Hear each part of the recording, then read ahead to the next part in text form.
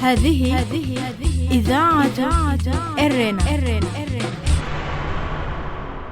المستمعين والمستمعات الأفاضل متابعي إذاعة أرينا حيثما كنتم وحيثما يصلكم بثنا، أهلا ومرحبا بكم في مستهل البرنامج العربي لهذا اليوم الجمعة 24 من مايو. في البداية مستمعي ومستمعات الأفاضل، يتقدم البرنامج العربي لإذاعة أرينا بأحر التهاني والتبريكات للشعب الإريتري في الداخل والمهجر بمناسبة حلول الذكرى 28 لاستغلال البلاد. وفي هذه الذكرى العزيزة على بلادنا تزف الإذاعة أطيب التمنيات لشعبنا الإريتري والمجد والخلود لشهدائنا الأبرار، راجية أن تكون هذه السنة آخر العهود بالطغيان في بلادنا. ونستهل معكم برنامجنا بنشرتنا للأخبار، وضمن البرامج الخاصة لإذاعة أرينا حول أعياد الاستغلال يستضيف الزميل أحمد شريف الزميل الصحفي محمد صالح حيدر، ويتناول معه أبعاد أعياد الاستغلال والاحتفالات بها في ظل الظروف الراهنة. قبل ذلك مستمعي ومستمعات الأفاضل، أقدم لكم نشرة للأخبار فيما يلي أبرز عناوينها. البلاد تحتفل اليوم بالذكرى 28 لأعياد الاستقلال المجيد. مسؤولة الشؤون الخارجية بالمفوضية الأوروبية تستثني إريتريا من جولتها في القرن الأفريقي. الولايات المتحدة تحذر تركيا من شراء منظومة دفاع جوي روسية. المستمعين والمستمعات الأفاضل، كانت هذه عناوين النشرة، وإليكم تفاصيلها من إذاعة أرينا. هذه إذاعة إرنا. يحتفل الإريتريون في الداخل والمهجر اليوم بالذكرى السنوية 28 لأعياد الاستقلال المجيد، ويجي احتفال هذا العام بعد مضي عام على توقيع اتفاق سلام مع إثيوبيا لم تتضح معالمه بعد، حيث لم يؤدي إلى ترسيم الحدود أو حل المشاكل العالقة داخل البلاد من تسريح للجنود وإطلاق لسراح المعتقلين. ويحيي الإريتريون هذه الذكرى العزيزة على قلوبهم بتذكر بطولات الشهداء والجرحى التي حققت هذا الحلم، ويتذكرون كذلك تحول البلاد إلى سجن كبير تحت حكم الطاقية إسياس أفورقي. للمزيد حول هذه المناسبة الوطنية العظيمة، تابعوا معنا حلقة اليوم من البرنامج الخاص بمناسبة أعياد الاستغلال، كما نقدم لكم يوم الاثنين المقبل تغطية خاصة للاحتفال. استثنت السيدة فريدريكا موغريني مسؤولة الشؤون الخارجية في المفوضية الأوروبية إريتريا من جولتها في دول القرن الأفريقي، والتي بدأت في 20 من الشهر الجاري. وبدأت السيدة موغريني زيارتها بالصومال، ثم توجهت إلى جيبوتي وإثيوبيا، وناقشت في زياراتها مع وزراء خارجية هذه الدول التطورات في المنطقة، خاصة وبرامج التعاون المشتركة مع الاتحاد الأوروبي في مجالات البنية التحتية والهجرة والأمن. ولم يحدد مكتب المسؤولة الأوروبية الأسباب التي استثنت فيها إريتريا من جولتها الدولية، ولكن مراقبون يشيرون إلى أن السبب يعود إلى الانتقادات التي توجه إلى إريتريا بسبب سجلها فيما يتعلق بحقوق الإنسان. وكان الاتحاد الأوروبي قد منح إريتريا مساعدات بقيمة 20 مليون يورو، وذلك بهدف تحديث البنية التحتية في البلاد. أمهلت الولايات المتحدة الأمريكية تركيا فترة لا تتجاوز أسبوعين للتخلي عن شراء منظومة S-400 الروسية للدفاع الجوي. ونقلت قناة CNBC الأمريكية عن مصادر في وزارة الخارجية الأمريكية قولها أن واشنطن تطالب أنقرة بإلقاء صفقة S-400 مع موسكو بحلول الأسبوع الأول من شهر يونيو المقبل، مشيرة إلى أن هذا الموعد موعد نهائي. ونقل تقرير القناة عن المصدر قوله أن دول الناتو تحتاج إلى تزويدها بآليات عسكرية تتفق مع أنظمة الناتو، أما الأنظمة الروسية فلا تتناسب هذه المعايير. وأضاف المصدر نفسه: ما نشير إليه أن تركيا ستواجه تبعات حقيقية وسلبية إذا أكملت إجراءات الحصول على منظومة S-400، موضحا أن بين هذه التبعات عزل أنقرة عن برنامج شراء مقاتلات F-35 الأمريكية وسداد تكلفة 100 مقاتلة من هذا الطراز. قدمت تركيا طلبا بشرائها لكنها لم تستلمها بعد، إضافة إلى تعرض البلاد لعقوبات أمريكية من دول الناتو.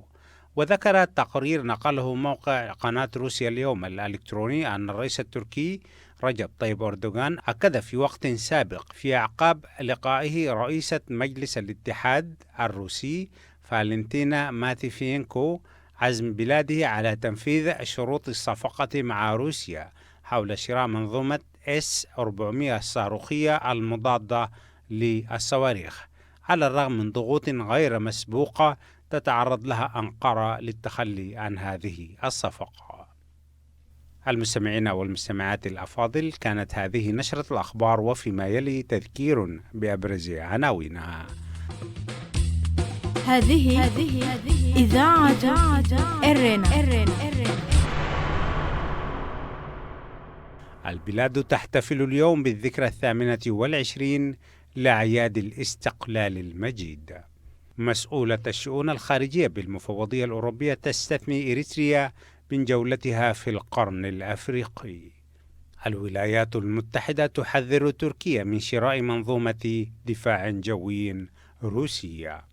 المستمعين والمستمعات الأفاضل، كانت هذه نشرة الأخبار قدمناها لكم من إذاعة أرينا. متابعة طيبة أرجوها لكم مع ما تبقى من فقرات برنامجنا.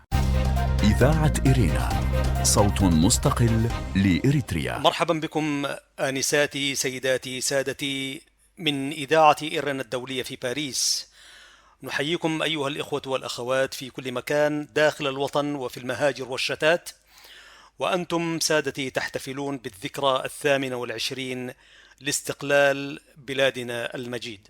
أيها الإخوة والأخوات، نواصل معكم برامجنا الخاصة بمناسبة أعياد الاستقلال والتحرير، وهذا اليوم 24 من مايو الجمعة يصادف نفس اليوم الذي تحررت فيه إريتريا من براسن الاستعمار والاستعمار أيا كان. وعلى الرغم من ما تعيشه إريتريا من أوضاع غير مؤاتية، وفي نفس الوقت تساؤلات يطرحها المشهد السياسي على الصعيدين الداخلي والخارجي وعلى صعيد الاستحقاقات الوطنية، ولكن رغم هذا وذاك دعونا نحتفل ونقلب الذكريات ونقلب ما تعيشه إريتريا. أنا في هذا اليوم أعزائي المستمعين سعيد غاية السعادة أن ألتقي بزميلي العزيز الأستاذ الإعلامي الكبير محمد صالح حيدرة، وهو أحد الذين أسسوا لصحيفة إريتريا الحديثة العربية في وزارة الإعلام، وهو من الإعلاميين المتميزين الذي كان ولا يزال قلما وصحفيا واعيا لقضايا شعبه وهمومه. من المهاجر من مقر إقامته الإجبارية أحييه، وأنا في غاية الحبور والسعادة أن ألتقيه. أستاذنا العزيز محمد صالح حيدر، مرحب بك في إذاعة إرينا الدولية وبرامجها الخاصة بذكرى الاستقلال والتحرير. هذه إذاعة إرينا. أهلا وسهلا ومرحبا بالأخ الأستاذ الزميل أحمد شريف، وأنا سعيد غاية السعادة أن ألتقيك وعبرك أحيي بهذه المناسبة الوطنية المجيدة الشعب الإريتري في الداخل وكذا في الشعب الإريتري في الخارج الذي يعاني ظروف الشتات الرغم ما كان يتصوره، لأنه في هذا اليوم 24 من مايو كان يعتقد أنه وضع نهاية لكل ما فاته، إلا أنه فوجئ بأن تتقاذفه نفس سفن الأقدار إلى حيث يوجدون في مواطن الشتات. وألف أهلا وسهلا ومرحبا بك الأخ الأستاذ أحمد شريف.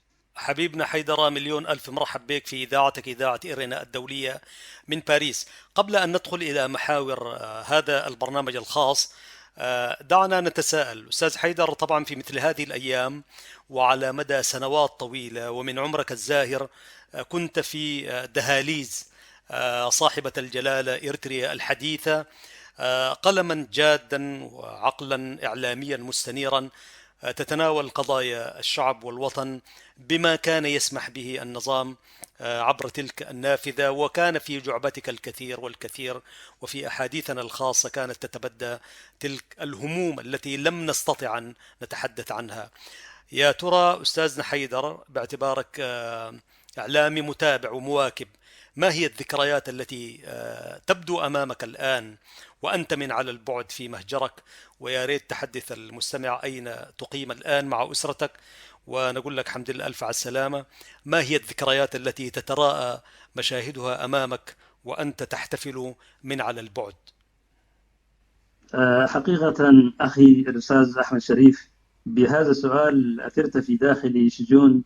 أشعر في هذا اليوم أني بعيد عن وطن كنت أعد نفسي بأن أعطيه إلى ما لا نهاية، ولكن يعني في هذه اللحظات تحضرني ذكريات قد تترى، ولكن في النهاية أنا في هذا الموقف مثل أي مواطن إريتري يتحسر على الواقع والمشهد الراهن الذي بات رهن إشارة مزاج القائد الأوحد الذي لا شريك له. وضعنا في خانة الإقصاء ونعاني مرارات الشتات واللجوء، رغم ما كان يدور في دواخلنا من جاهزية للعطاء، ولعل العودة الطوعية خير شاهد لذاك الاستعداد الذي قوبل بصخرة لا تتماشى وما كان يدور في خلدنا. المشكلة هنا تكون أكبر بالنسبة للصحفي الذي يعاقب دائما بالحرمان والكبت وقمع الحريات، وفي نفس الوقت يطلب منه أن يعمل وينشط في مناخ غير مؤاتي بكل المقاييس. يكون ذلك المكان اللي هو المناخ دائما نجده محفوف بالمحظورات والممنوعات، فكنا نتحايل كما لو كنا نبات الصبار لإيصال جزء ولو يسير من رسالتنا الإعلامية. وأنت أخي أحمد أكيد تفهم أو تستوعب ما أعني في هذا الخصوص. بالتالي فالصحفي دوما كان بيعيش لحظات قلق وغير مطمئن ولكل إصدار عدد جديد. رغم ذلك أخي أحمد كانت تجربة مهمة للغاية، ولدينا في هذا الاتجاه ما يجعلنا نعتز ونفخر بأدائنا. فالعمل الاستثنائي في ظل النظام يترصد العبارات كما تعرفها في تقدير قمة الإبداع، وهنا ربما يشاركون الإخوة المطربون والفنانون الذين يحملون نفس الهم. فالعمل الإعلامي صراحة كان إعلام مناسبات كما تعلم، كان ذلك محظور علينا، فكنا بنعمل أكيد عند ذكريات الحصار الخانق اللي كنا نعيشه منذ إبريل. كنا نعد العدة، وحتى 24 من مايو كان موسم عمل نصب فيه جام غضبنا على المستعمر والمستعمر الأجنبي، وهنا استثناء. كذلك فالحديث عن الإمبراطور، حتى ونحن نتحدث عن الاستعمار الإثيوبي، ما كان يجوز لنا أن نتحدث عن الإمبراطور الهالك هيلة سلاس. نعم. وجرائمه التي ارتكبها ضد شعبنا الأريتري، باعتبار ذلك خط أحمر، وكان مبرأ من وجهة نظر النظام أو الطاغية. لكن كان ولك أن تقول أخي أحمد ما شئت في منجسته يا مريم ونظامياني وهكذا. إذاعة إيرنا، صوت مستقل لإريتريا. نعم أستاذ حيدر، طبعا بارك الله فيك على هذه الإضاءات الواقعية طبعا. ولكن لو تساءلنا أستاذ حيدر في ذكرى الاستقلال وإطلالته 28، ما هي الألوان البارزة في مسرحه إضافة لما تفضلت به؟ هنا في معرض حديثي عن إطلالة مناسبة الذكرى 28 للاستقلال، أود أن أشير إلى أن افتتاح الفعاليات عادة تتم بوقفة حداد على أرواح الشهداء، وهذه في تقديري خدعة ماكرة مارسها نظام الاستبداد على مدى طويل، وهو الذي خان عهد الشهداء ومال بأهدافهم النبيلة وحنث بها.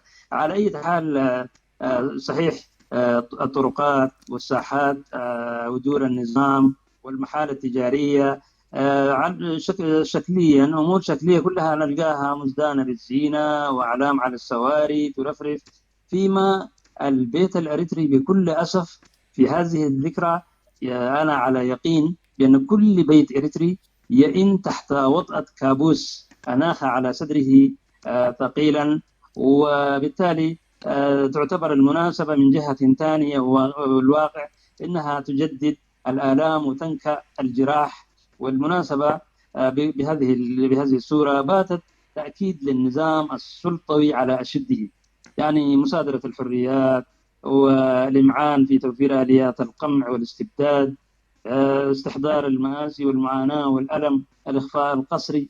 عندنا أكثر من 10,000 للأسف الشديد 10,000 مواطن إريتري يقبعون في معتقلات الطاغية، ولعل أكبر وسمة عار ستلاحظ النظام على مدى التاريخ تخصيص 14 أبريل من كل عام لهذه المناسبة.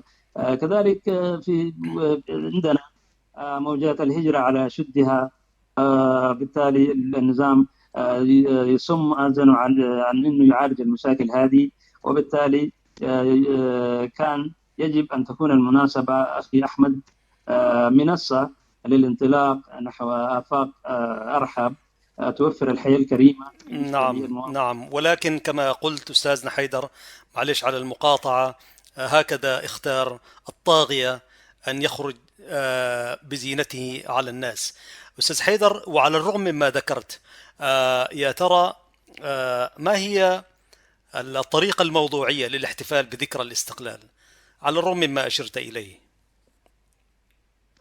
بالنسبة للطريقة الموضوعية أكيد يعني اللي هي زرع الروح، اللي هو روح التحدي، روح الاعتزاز بالوطن، وإعادة محاولة إعادة اللحمة للوطن والوحدة وغير ذلك، حتى من الشعارات المطروحة، ولو أنها مفروغة من مضامينها، إلا أنها من ناحية ثانية تعتبر مجرد هذا النظام سمح بإقامة هذه المناسبة واعترف بها. أنا أعتبر هذا نصر كبير جدا. يعني كان واحد يتوقع تكون هذه المناسبة مناسبة اللي هي تحمل ملامح للتحول السياسي والاقتصادي والاجتماعي، إلا أنه كما درجة العادة لا تعد كونها يا أخي أحمد تلقاني ألف وأدور أرجع لي مشكلة هذا الطاغية أجبرنا حتى يعني الجانب الإيجابي ما تقدرش حتى تتصور إنه في أي جانب إيجابي في هذه المسألة، لأنه دائما المناسبات زي هذه درجة كونها تكريس لعبادة القائد الأوحد، والذي خلق من نفسه بشكل وآخر صورة شبه نبوية. يا أخي الأنبياء رغم أنهم معصومون كان عندهم مجالس الشورى، إلا أنه هذا النظام طبعا مارس. نعم أستاذ حيدر. هذه إذاعة إرنا. أعزائي المستمعين، لازلتم مع إذاعة إرنا الدولية من باريس، وهذه السلسلة من البرامج الخاصة للاحتفاء بعيد الاستقلال والتحرير، مع التطرق إلى ماذا يعني بالنسبة هذه الذكرى، ماذا تعني للإريتري الموجود في الداخل والخارج. أستاذ حيدر، طبعا الناس منتظرين خطاب الطاغية الدكتاتوري، وهو يعني يتبرج بوهمه السياسي ووعوده وإسرافه وما إلى ذلك.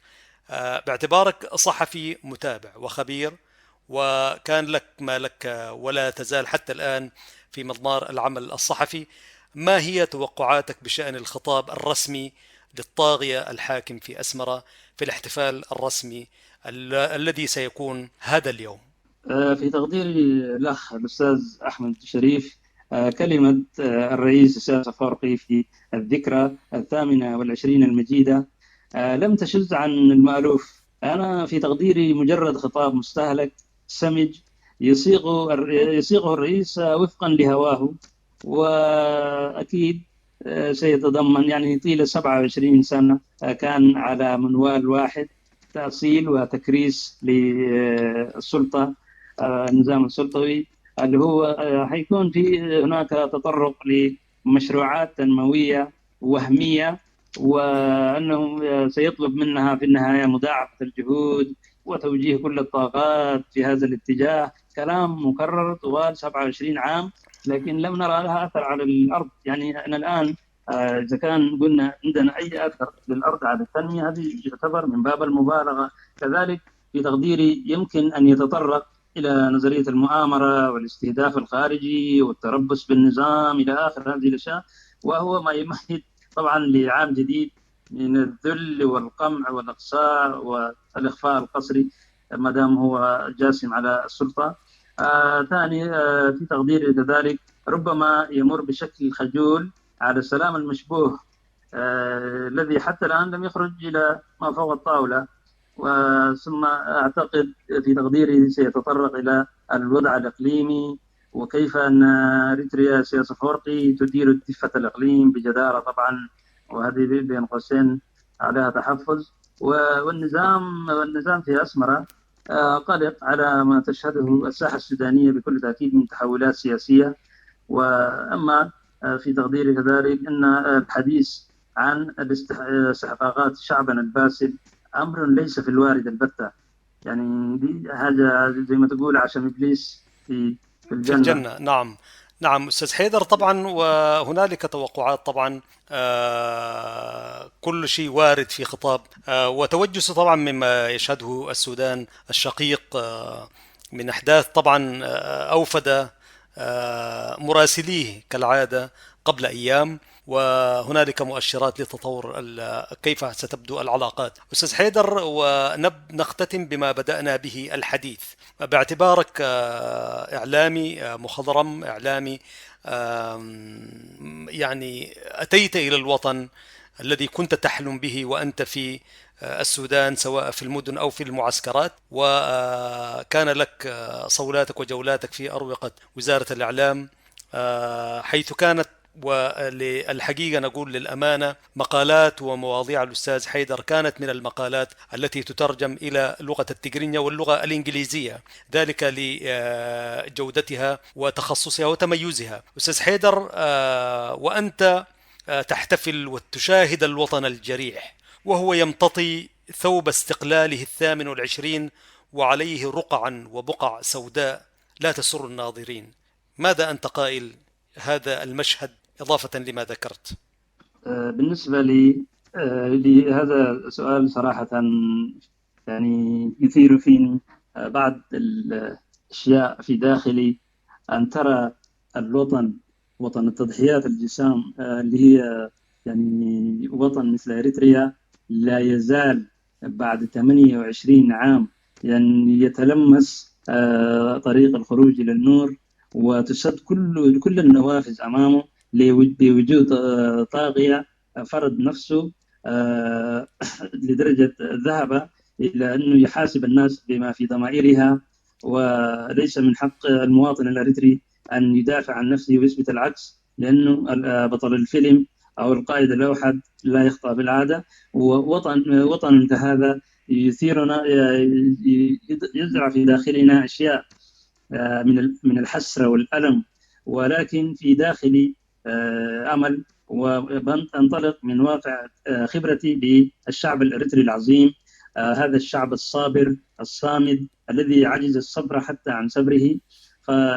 له القدرة والإمكانيات عشان يحدث تغيير في المدى القريب جدا إن شاء الله. وهذه اللوحة المأساوية أو البقعة السوداء هذه لن تدوم إن شاء الله على الساحة ما دام الشعب الأريتري يتنفس أينما وجد، فهو لصيق الصلة بوطنه ولا يمكن أن ينقطع عن هذا الوطن. جميل أستاذ حيدر، وقبل الختام كلمة نحب أن توجهها إلى الزملاء الإعلاميين المتواجدين في الخارج، باعتبار أن الإعلامي عليه مسؤولية في معالجة قضايا مجتمعه، فماذا أنت قائل؟ بالنسبة لقبيلة الإعلاميين في المهجر، عليهم أن يأسسوا لعمل موحد ويكرسوا كل الطاقات والإمكانات الكامنة نفجرها معا في هذا الموقع. على الأقل رغم الشتات اللي عندنا نحاول نخلق قنوات تواصل بيننا، ولعله هنالك بعض الإخوة الزملاء على رأسهم الأستاذ الزميل القدير الأستاذ أحمد شريف يقوم بدور فعلا مميز في هذا الاتجاه، ونأمل أن يحظو كل صحفي في المهجر حظوه، وبالتالي تتضافر كل الجهود لكشف المستور، وفي نفس الوقت تعرية النظام الذي جثم على صدر الأمة ناخ على صدرها طويلا. هذا يكفي، خلاص يكفي. كل لازم هذه الطاقات. وبهذه المناسبة أيضا أحيي الشعب الأريتري وأقول له إن شاء الله أريتريا ستخرج من النفق المظلم إلى آفاق الحريات التي تتسع للجميع إن شاء الله ولكل ألوان الطيف الأريتري. فقط نشد الهمة ونحافظ على قيمنا الراسخة، وأولها الوحدة الوطنية. وهنا أحب أن أختتم كلامي بقول الشاعر، يحضرني هنا بيت الشعر: ومن تكن العلياء همة نفسه فكل ما يلقاه فيها محبب. يا سلام، شكرا لك أستاذنا الكبير الصحفي القدير أستاذنا محمد صالح حيدر. نحن لم نسأل وأنت لم تجب، ولكنه كان حوارا لنرسم صورة واقعية لوطن يقال عنه إنه يحتفل بذكرى استقلاله. نتمنى أن نحتفل في يوم من الأيام بما نحلم به. أعزائي المستمعين، التحية والمجد للشهداء إريتريا، وعاشت إريتريا حرة مستقلة ولا نامت أعين الجبناء. تحياتي لكم آنساتي سيداتي سادتي، محدثكم أحمد شريف في الإعداد والتقديم، مع الشكر الجزيل لأستاذنا محمد صالح حيدر لتشريفه لنا إذاعة إيرينا الدولية، والتحايا من زملائي في الإذاعة فتحي عثمان وبنيام سيمؤون. تحياتنا لكم، والسلام عليكم ورحمة الله وبركاته.